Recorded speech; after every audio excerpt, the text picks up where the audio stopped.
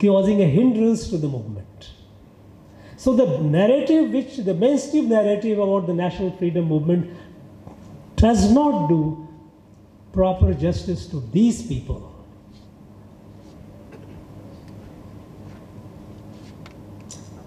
When did the national freedom movement begin? Larger narrative in the country says 1857. Even if we take the European colonization, we don't go beyond. Even if we take European colonization of India, then was it that 1857 that the national freedom movement began? Because it is, in popular discourse, many places it is called the First War of Independence. If that is so, what about 1806 in Vellore on the 10th of July, when hundreds and hundreds of Indian soldiers they stormed this fort and killed more than 100 British military and other officials? What was that? British called it mutiny, and we accepted this as a mutiny. Was it not a freedom movement? We had to take a call. If it was not, what was it then? And there are umpteen cases, so many cases. When the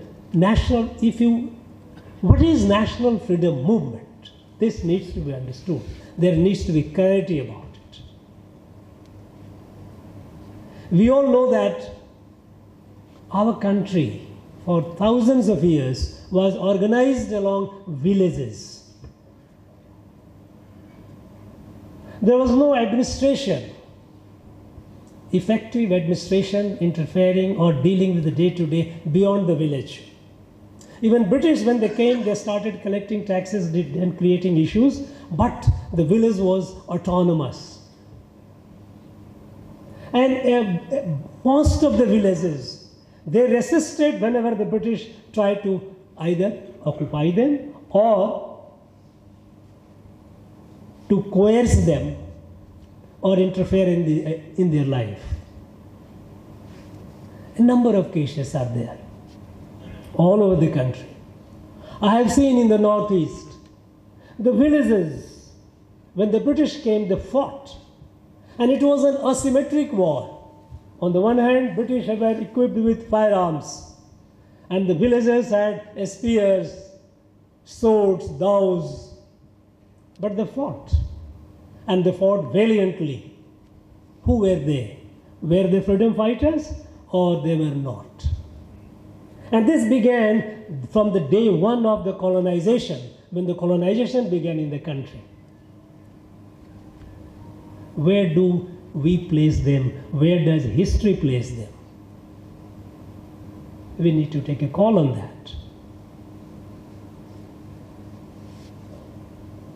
What about people, those who would not have taken a flag of a British quit India or go back, but they challenged, fought and suffered and died because the British tried to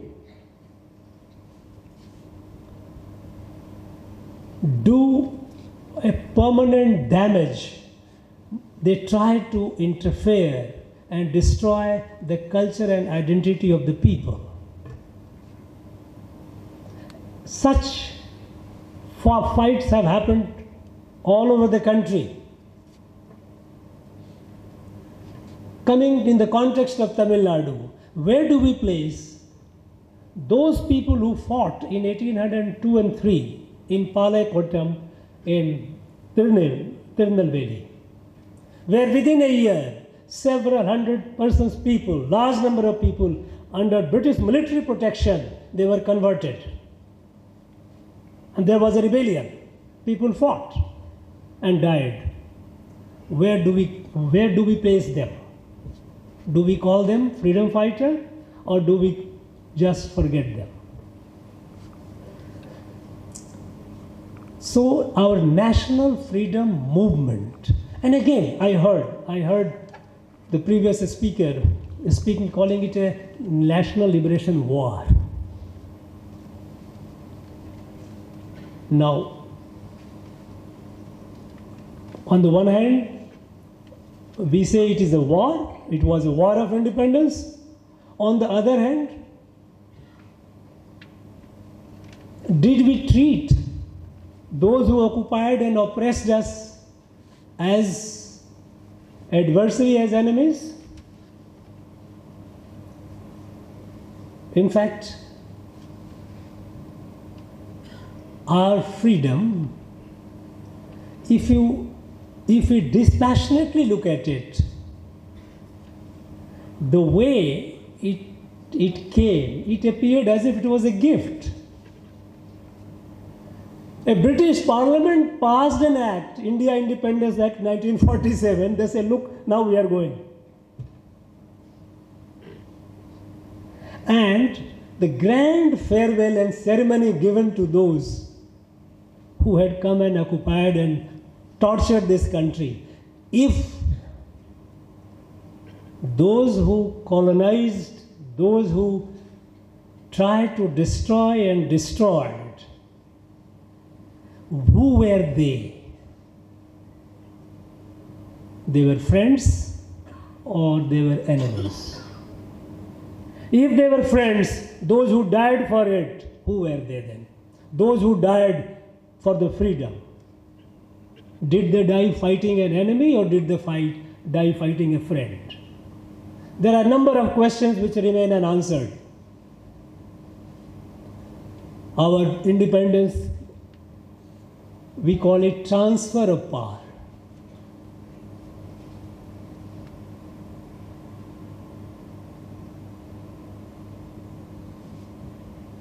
The way the freedom movement narrative has been documented and created, it does not do justice to all those countless number of our people, those who have suffered, those who gave their life, and those who made it possible for India to become independent.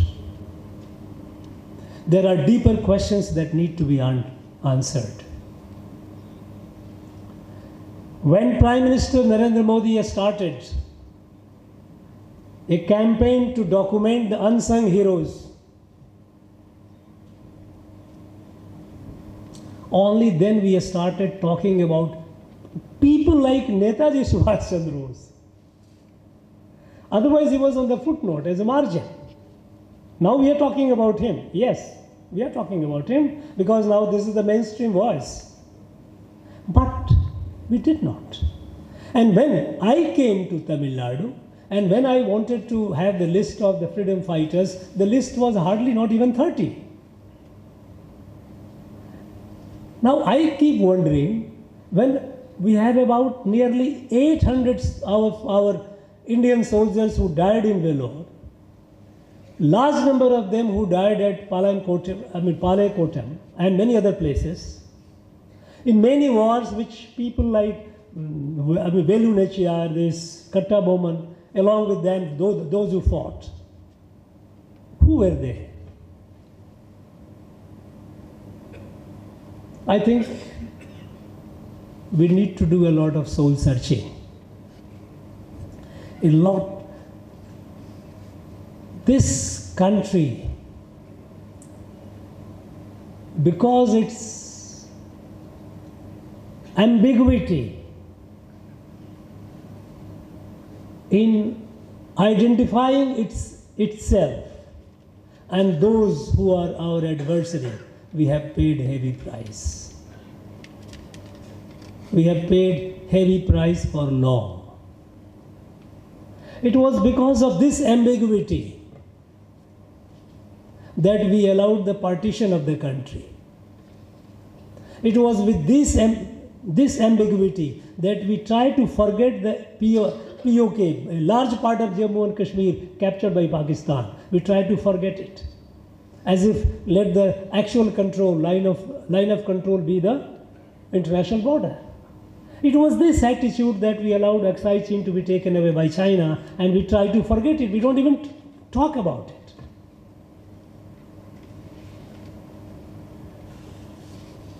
I think this attitude has confused our people. It has demoralized our people. A nation cannot be built if the people are not in high morale. And when we start looking closely, we find people who have paid the price for the freedom of this country. You find them in almost every village. In some way or other, either with life, with imprisonment, or with some other suffering. They have suffered. We must honor them. We must respect them. Today, the list of unsung heroes is growing. It has become far, far more. Because there was a time when I started defining who is a freedom fighter and giving pension also. Okay, if you have gone to jail, prove yourself, then you are a freedom fighter. Otherwise, you are not. Many self-respecting freedom fighters, they opted out. No, we have not fought for pension. We try to monetize the freedom movement in a very uncharitable way.